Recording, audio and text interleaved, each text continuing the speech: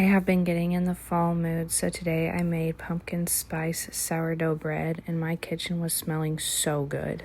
I started by adding 100 grams of my active sourdough starter with 240 grams of room temperature water, and I gave that a good mix. I mixed in 200 grams of pumpkin puree, and if you do have real pumpkins, you could use that instead. I just didn't have any. After that was all mixed in well, I added 10 grams of salt and 500 grams of King Arthur bread flour.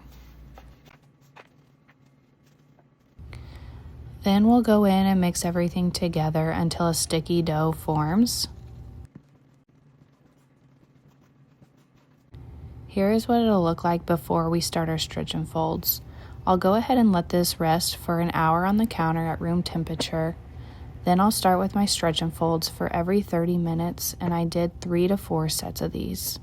After my stretch and folds, I let the dough rest on the counter for about 4 hours, then come shaping the dough, which is when I put my inclusions in. Since it is a pumpkin spice loaf, I went in with about a half cup of brown sugar, and I top that with pumpkin spice seasoning. Whenever I do this loaf again, I'll probably put the pumpkin spice seasoning and brown sugar in with the mixture at the beginning rather than doing this on top of the loaf, but that's just a preference thing.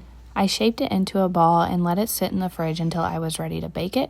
The next day, I added flour to the top and a little extra pumpkin spice seasoning, made the scores, and it was time to bake. I preheated the oven to 450 degrees with my cast iron pot for about 45 minutes. Once the pot was nice and hot, I went ahead and added my bread along with some ice cubes for a little extra sizzle.